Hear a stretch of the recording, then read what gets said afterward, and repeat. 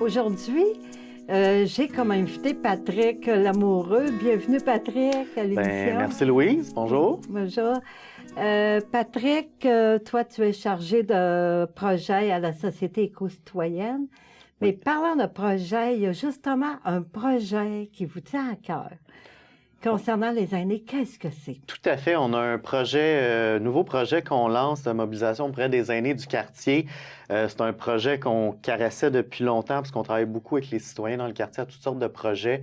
Puis on remarquait souvent qu'il y avait peut-être un peu moins d'aînés. Puis malheureusement ou heureusement, ces gens-là ont beaucoup de connaissances du quartier qui pourraient être mises à profit. Puis on se demandait comment aller chercher ce patrimoine-là, ce capital humain-là.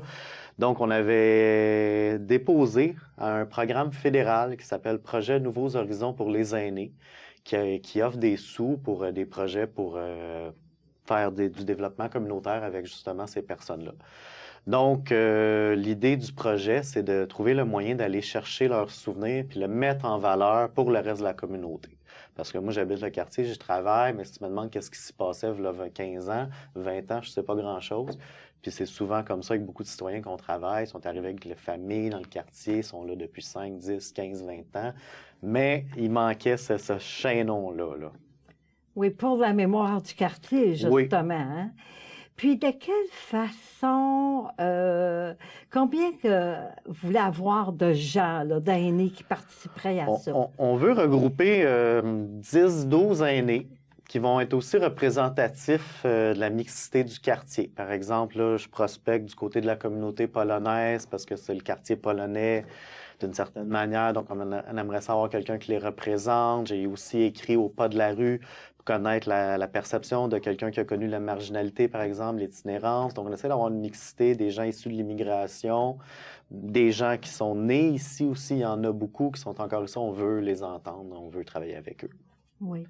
Puis, un coup que vous allez avoir trouvé ces aînés-là, là, ça serait un comité qui serait formé. Tout à fait. Oui. Tout à fait. Il y aurait du travail en groupe, décider qu'est-ce qu'on fait. Parce que l'idée aussi, c'est de livrer un document qui va pouvoir être consulté. Ce document-là va contenir les souvenirs. La forme que ça va prendre, c'est le groupe en jasant ensemble, selon ses affinités, qui va le choisir. Ça pourrait être, par exemple, on décide qu'on fait un petit film, un court-métrage. Ça pourrait être décidé qu'on fait un livre avec des photographies. C'est ouvert. Si le groupe veut faire une pièce de théâtre, bien, on va essayer de mettre ça sur pied. Est-ce qu'il y aurait comme une date limite, là, exemple, pour trouver ces personnes-là aînées? Bien, on aimerait ça mobiliser le groupe là, dans le courant du mois de septembre cette année. Démarrer après ça le travail, il va y avoir des entrevues, il va y avoir des visites, des marches exploratoires. Dépendamment de ce qu'ils veulent faire, il va y avoir du travail de tournage, de photographie.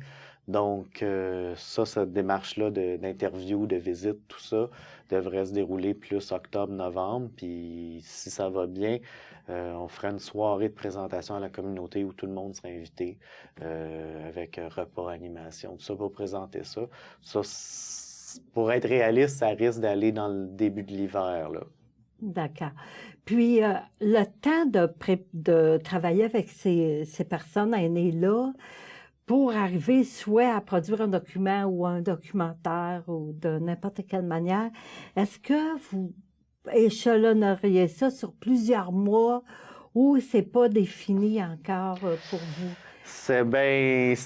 Tu dis la réponse en 2 temps, ça va prendre plusieurs mois, puis c'est pas défini, c'est sûr, il y a des surprises. On va engager des ressources, ou des ressources professionnelles qui c'est leur métier de filmer, faire du montage, éditer, tout ça. Mais de prendre le temps de rencontrer chaque personne pour faire des entrevues, de prendre le temps d'aller visiter des lieux de leur choix, de couvrir ça aussi. Et pour moi, c'est un nouveau défi. Hein? Si je l'avais fait 5 fois précédemment, je pourrais te dire plus précisément. Donc, c'est une aventure. On se lance, puis advienne que pourra. C'est une belle aventure. Puis, je me demandais... probablement que dans le quartier ici, il y a des gens qui ont dû vivre très longtemps ici. Puis je pense toujours à ceux qui ont été expropriés sur la rue Notre-Dame. Là, bien, tout à fait. Qu'il y en a qui sont retombés ici aux Trois-Pignons.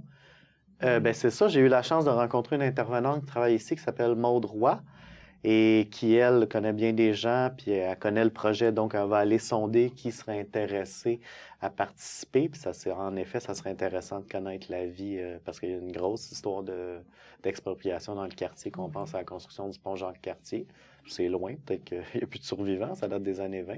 Sinon, il y a Radio-Canada aussi qui a tassé beaucoup de monde. Il y a eu Notre-Dame, donc... Oui, on aimerait entendre ça. Oui, la rue Notre-Dame, qui est une autoroute, finalement, puis qui a tellement eu d'expropriés. Puis, comment vous allez vous y prendre pour l'annoncer?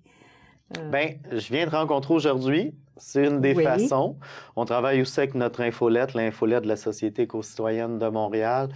Personnellement, je m'adresse à différents partenaires qui travaillent avec les aînés dans le quartier, par exemple le Carrefour Saint-Eusèbe, le Coup de pouce Centre-Sud, aussi le CAF qui nous avait écrit une lettre d'appui à la démarche. Comme je te disais, j'ai écrit au pas de la rue. Donc, c'est tous des suivis que je suis en train de faire là, pour avoir la collaboration. Et aussi, comme je disais ici, Groupe 3 Pignons, leur volet communautaire s'implique dans la démarche. Oui, bien, très beau projet, en tout cas, belle initiative.